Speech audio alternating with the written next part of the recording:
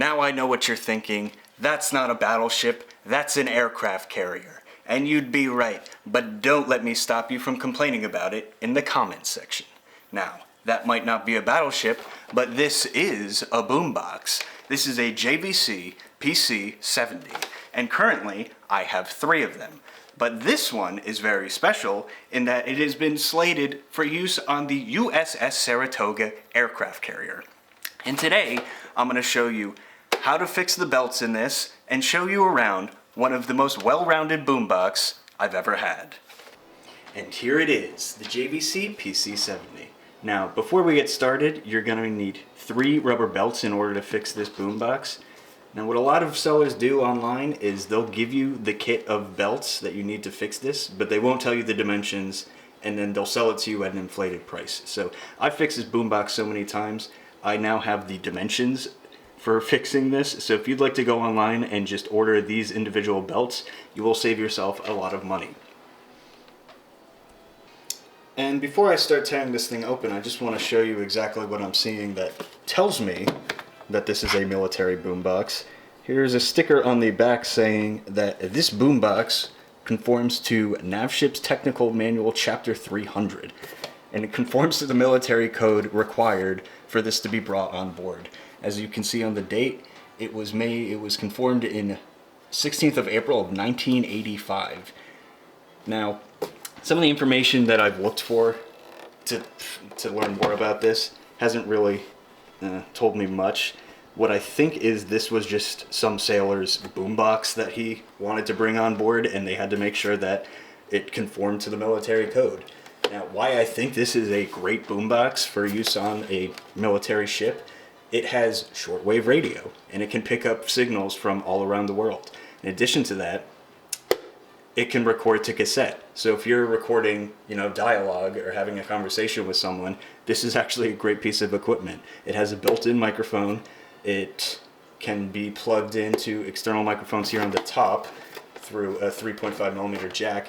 And then specific to this one, there is a DIN plug on the back, which I do not see on the, quote, civilian versions of this boombox, but that is there.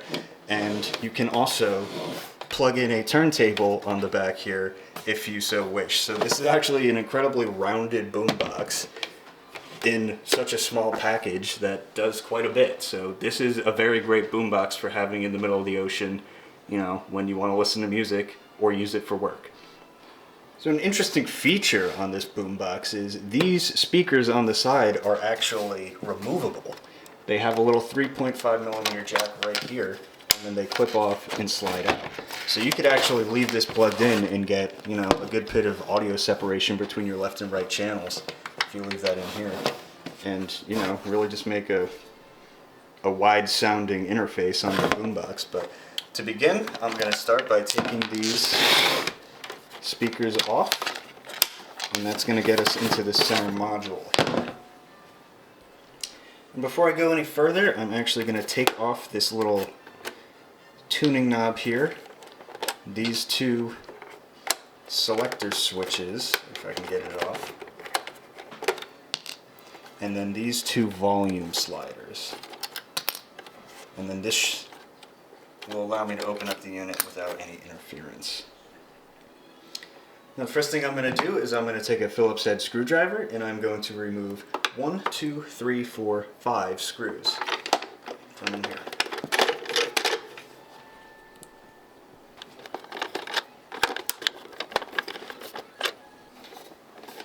Okay, now those hopefully should come out now.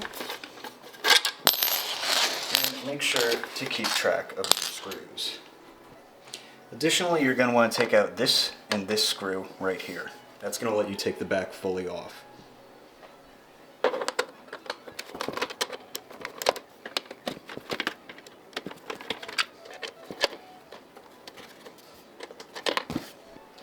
Now if I flip this over to the bottom, there's going to be 7 more Phillips head screws that you're going to want to take out.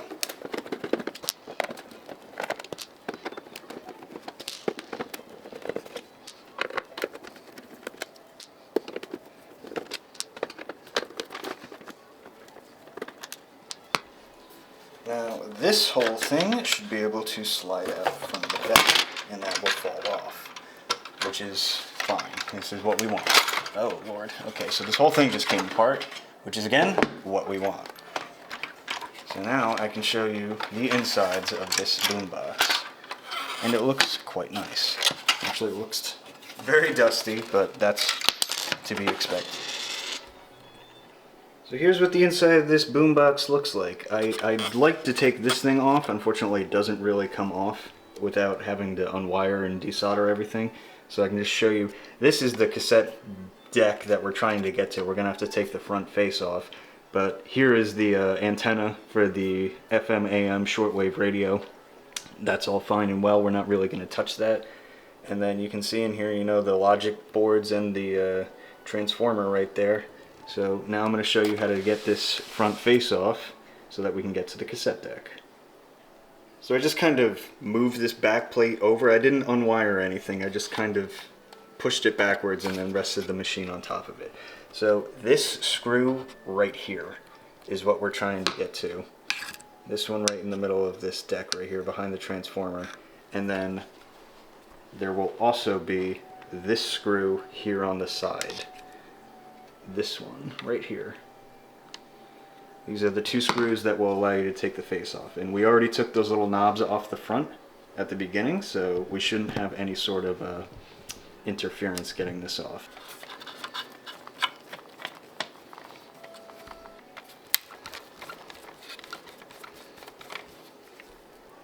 Alright, now you just gotta be careful, and this thing is gonna want to lean forward. In fact, actually, take your screwdriver, and if you stick it in here, there should be a little latch, here it is, that lets you take the door open like that. Now that that's open, this should be able to kind of lean forward and then slide off like that. So just be careful doing that. That's a finicky part that you don't want to damage any of the aesthetic parts that you're never going to be able to replace on one of these. And there you go, that's the cassette deck. Now, this is where it gets tricky. So this whole thing is going to want to come out like that. And we're going to have to get in the back, and you're going to have to use tweezers to replace the belts on this. It's kind of a pain in the butt, if I'm going to be honest with you, but when you get this working fine, it's a great sounding boombox. Only I've noticed a lot of different types of gremlins on these types of boomboxes. So it could be a nightmare or it could be a dream. You know, it really just depends on which one you get. You know, in my experience, especially when I put this back together, I get some like grounding issues, especially down here, because the wires are just kind of, you know, on the circuit board, and there's this little bit of shielding. But when I put this all back together, sometimes you get sound issues, and we're going to try and hope that doesn't happen on this one. But right now, I'm just going to start by cleaning this stuff off. I'm going to get an alcohol swipe and a cotton Q-tip, clean off the heads, and just make sure that this isn't dusty, and just make it clean on the inside.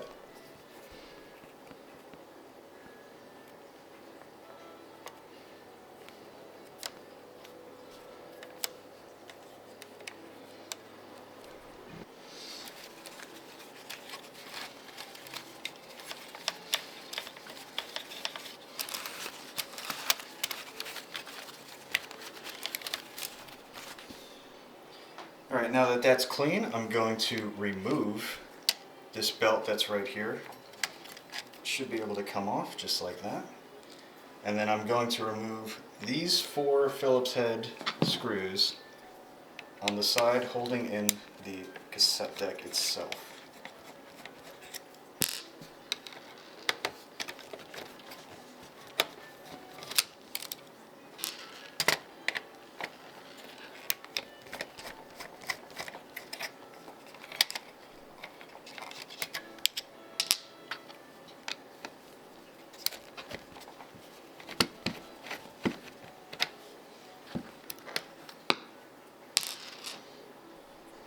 Alright, now this whole unit should be able to just slide out. Now be careful again for the wires. There's some really thin wires underneath this that like to get caught and, like I said, grounded.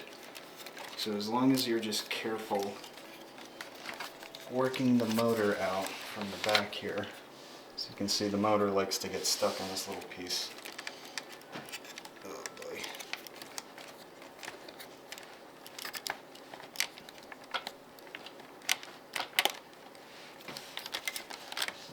get that out. Yep. There we go. Okay. I'm able to get this out. Now, if you take this clip off here, this should be able to slide right off. Just like that. And now you have access to the internals of the cassette mechanism. Alright, now this is where it gets a little tricky. So we're trying to get in here and replace this capstan belt right here and then this take-up belt right here. Now, there's a whole piece of sheet metal in the way, so we have to take this little bracket off. There should only be one screw and then it kind of hinges off, though not very much. And then we're going to have to take a pair of tweezers and get in there and just work the belts back onto place. Now, kind of interesting that I can show you, this cassette actually has two different flywheels, one here and one here. As you can see, the capstan belt goes around this one and then wraps over top of the other one. And that's a pretty cool feature because what this allows you to do is have auto reverse on your cassette deck. So you can go to one end of the cassette, you know, hit reverse, and then it will play the entire B-side backwards. But one reason why the speed is probably so good on this cassette deck is because it has two flywheels. So the weight on it is actually quite phenomenal, and it's constantly playing off of those two flywheels. So interesting little part that we're going to have to work onto. The belt, of course, you're going to have to wrap around fully on this one, and then it wraps around the top here. So I'll try and show you replacing the capstan belt. So right here behind the motor there is a very small Phillips head screw that I'm going to remove, and this should allow me to get into where those belts we talked about are. So that comes right out, just like that. And then this, hopefully, unless I'm forgetting something, should... There is an additional screw. It's right here underneath the motor. It kind of comes down here and attaches to this bracket down here. And I'm also going to take this screw out and put it with the other one. Now I should have access to the inside of this. And you can see this whole bracket lifts up, and this will now give me entry. So I can now take this whole portion up here and just slide that off. Be careful because you got a whole bunch of little tiny wires that you're never going to be able to splice again.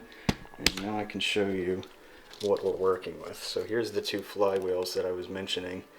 As you can see, this capstan belt wraps around that, and we're just going to have to get in there, take these two belts off.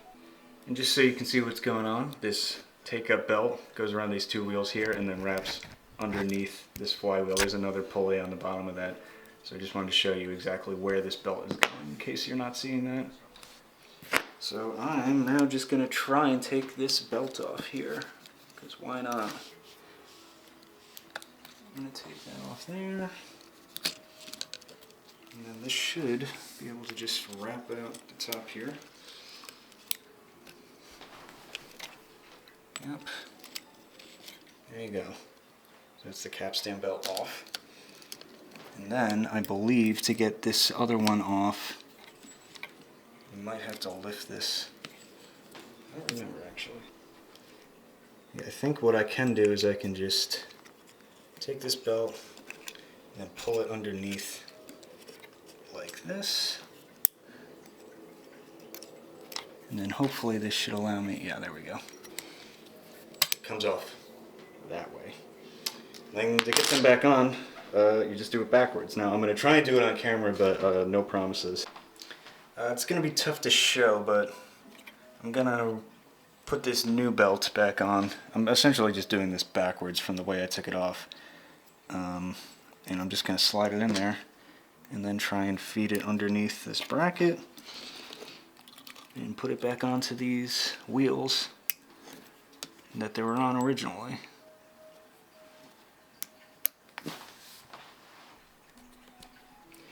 Now this is definitely the hardest part of this entire thing. We got to get the capstan belt around this one, so it goes all the way around, back over, around the motor, and then over top the both of them. So I'll include the link for the manual in the link in the description, but I'm just gonna see if I can get this on. You kind of need a trick wrist in order to get this thing on. Oh, I hope that's not too thick. Yeah, there we go. And you get that on there. And then you just kind of want to put it back in place so that the belt doesn't want to slide off when you rotate it. So hopefully that should spin. And when you spin it, the belt has a tendency to want to slide off, but if you do it correctly, it should just center in the middle there and be totally fine. So now I can put my screws back in.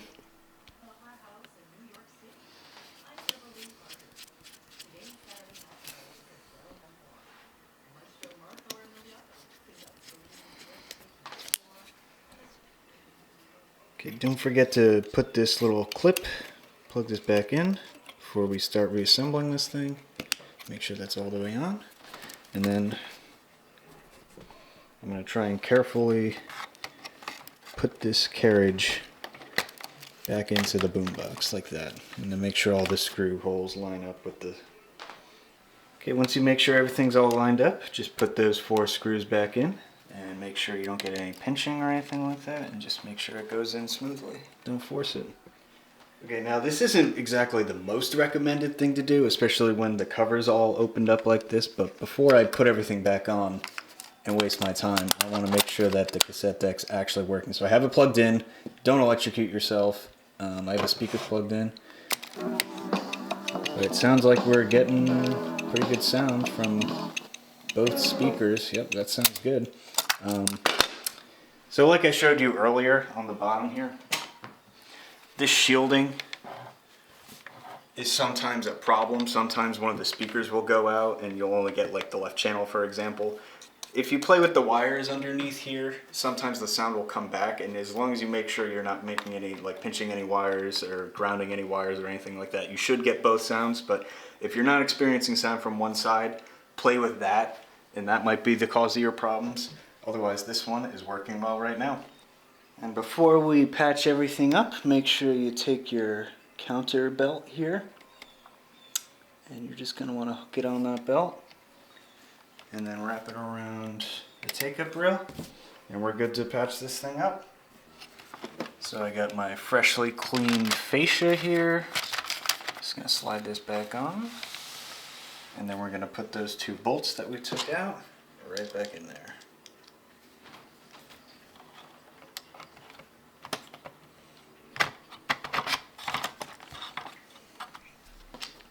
There.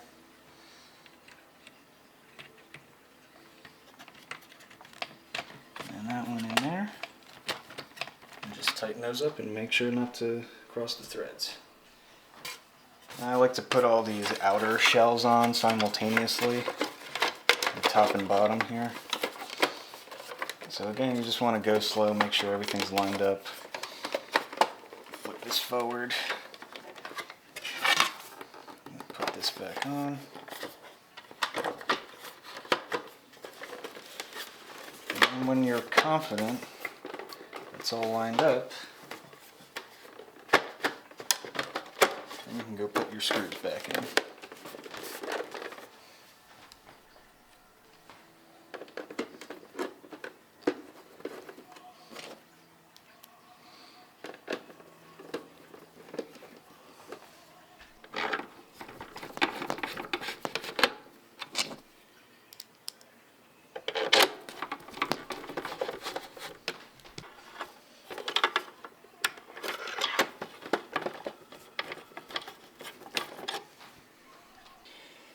Give her a nice little clean. Don't forget to put your knobs back on, and then you're about done.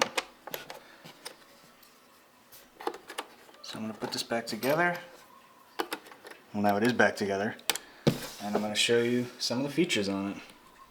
So here it is, the JVC PC70 boombox, all ready to roll. So like I said earlier, this boombox does have a very nice feature that allows you to, put the speakers off to the side. So this could in a way be like a mini hi-fi system if you really wanted something like that. But the main draws are the radio and the cassette deck, and the cassette deck is exactly what you need. Here's It's nice. I mean, it depends on what unit you get, the quality of the sound. It might sound a little fluttery. This one sounds, to be on speed, a little fluttery, but overall pretty good. Something I like about this one is that when you're playing the music and you hit fast forward or rewind, it'll fast forward to the next track. It'll detect the silence in it, and then it should stop right there and then play the next track. So it's kind of like a CD in that you can do tracking, seeking, and go back and forth if you want to hear a certain track over and over, or just skip to the next song. It's a really convenient way of doing it. And then additionally, you can have it set so that it will get to the end of the album, or at least the side of the album, and then it will auto reverse and then play the other side of the album, which is a nice little feature. Something worth noting that this actually is capable of playing and recording to metal cassettes, something that isn't really known, certainly not today, but it was not very common even back in the 80s.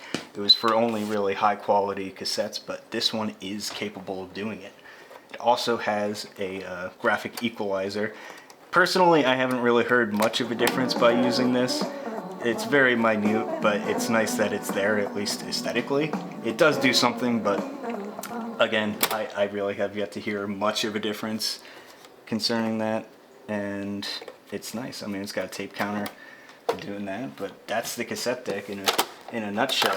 You could flip it over, but like I said, it's got auto reverse, so you can just put it in and listen to both sides of the cassette without having to touch it. As I mentioned earlier, this one in particular has 3 inputs for microphones. It has the DIN plug in the back that I showed, and then it has left and right 3.5mm jack for an external microphone, and then it also has this internal microphone right here, likely just for dialogue recording. It's not probably going to give you the best recording, but it's nice that it's included. So you can record things to your boombox just by standing in front of it. Now, in addition to the cassette, this boombox also has a very strong radio. It has a very nice antenna here, and it has AM, FM, and 2 shortwave bands. I'll let you look at the bands here on the selector knob, and that's what you're going to be able to get, especially if you're out in the open ocean where there's not much interference. You're going to be able to pick up a good amount of stuff. Those are the online, like Tudoroso to make. That's FM. Let's try shortwave. I live in a okay area for shortwave. I get stuff very infrequently. As more and more these huge money managers come into sports. That's shortwave for you. I mean, and just to give you a little peek around back, it's got a D-cell battery tray. I think it takes 8 D-cell batteries, and then you can take this thing wherever you want without needing to plug it in. And then just to show you, you can plug in your own record player. So you can plug into here, and you can select the phono prein, and then you can plug in the grounding wire there, and then you can play your record player through your boombox. So it's a very versatile, capable mini hi-fi system in a way. You know, it can play radio, cassette, records if you have the extension, and so on. So you can get a pretty good amount of stuff playing out of these speakers that sound very good. These are very good sounding speakers, and it's a very capable boombox. So if you were to if this was going to be your only device, you'd be pretty happy with this. This is something that you'd get a lot of use out of. It's pretty reliable. I mean, this thing's nearly, if not 50 years old at this point. So the fact that the belts weren't melted when I opened this thing up, as they usually are, is a pretty good sign. And I mean, I have my own version of this one, and I love this boombox. It's a great piece of equipment. Actually, one thing I noticed between the military and quote civilian versions of this boombox is the civilian version has an AM radio, but the military version has a long wave radio, so that actually picks up a different set of frequencies. So you have your small, medium, and long wave shortwave radios. So this one certainly gives you a higher width of receiving, which is interesting between the two. And there you go. That's the JVC PC-70 boombox. Personally, I find myself using these boomboxes quite a lot. They sound great, small form factor, and can play my cassettes very well. So Let me know what you think. Would you get one of these boomboxes? Would you sail on the open ocean with one of these boomboxes? Let me know down below, and I'll see you in the next one.